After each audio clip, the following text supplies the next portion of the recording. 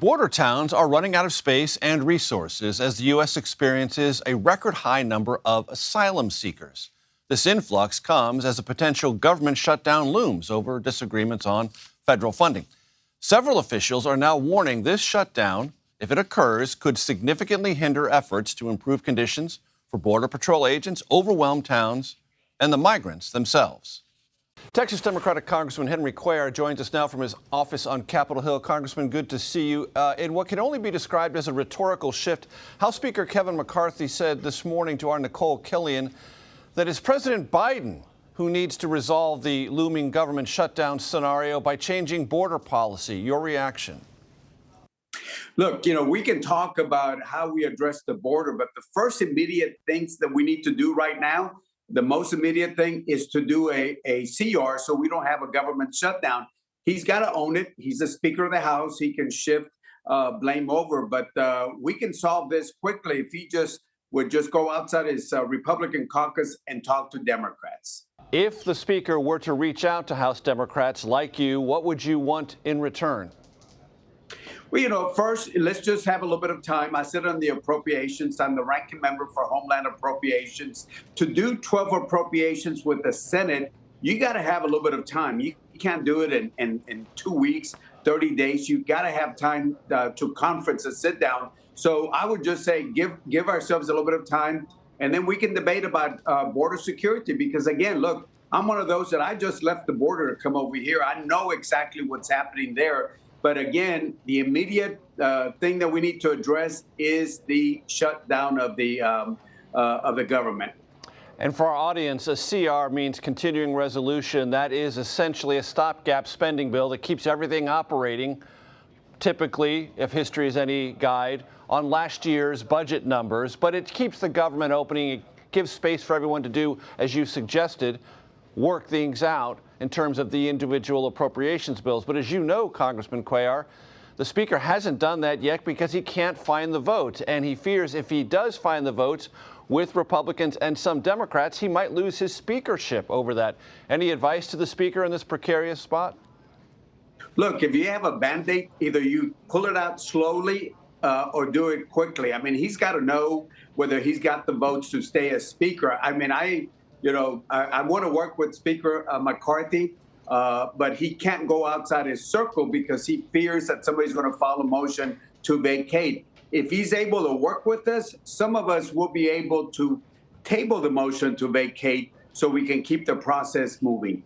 Would you be willing to do that? Would you willing to be at least a short-term temporary ally of Speaker McCarthy to see this resolved? Oh, absolutely. As long as he talks to our Democratic leaders, and I'm talking about Hakeem Jeffries, we can work this out. In fact, I've talked to some of the members that are willing to go ahead and table a motion to vacate if he's willing to work with us. And if he's so concerned about border security, keep one thing in mind. The Border Patrol agents are not going to get paid, so that doesn't help border security.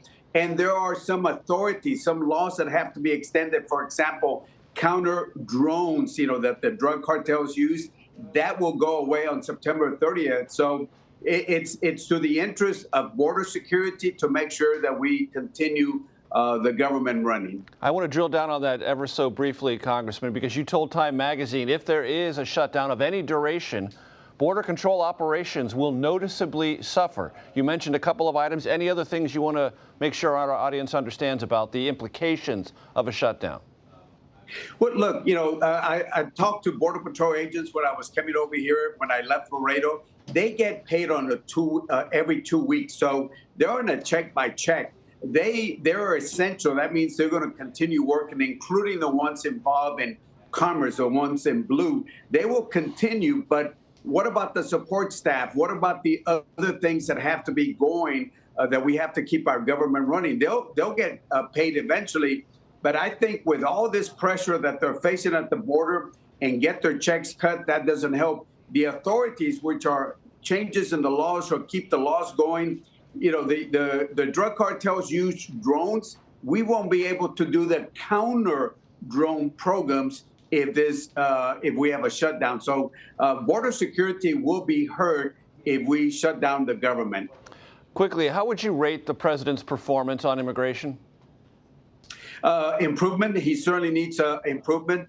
Look, what we need to do is, and I say this not only to the president, but to my Republican friends, we got to have repercussions at the border, but we just can't play security or border security on the 1 yard line called the U.S.-Mexico border. What we need to do is extend the perimeters, make sure that Mexico does more, because if you look at 2015 under Obama, 2019 under President Trump, those numbers went down. Why? The main reason was because Mexico was stopping people on their southern border before they got over here. We got to play defense outside the 1 yard line called the U.S.-Mexico border. You're not a member of the United States Senate, Congressman, but there have been quite a few calls today, new ones, among Senate Democrats, for Robert Menendez, the senior senator from New Jersey, to resign in the wake of his second indictment by federal prosecutors. Do you want the senator to resign? Do you think he should? Well, I think we should let the judicial system and the voters of New Jersey to make that decision.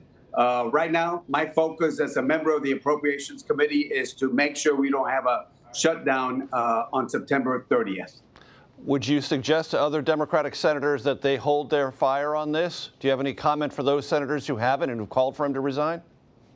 I'm sticking to the House. That's something that the Senate needs to work out among themselves. Congressman Henry Cuellar from Texas, thank you very much. Thank you so much. Thank you, Major.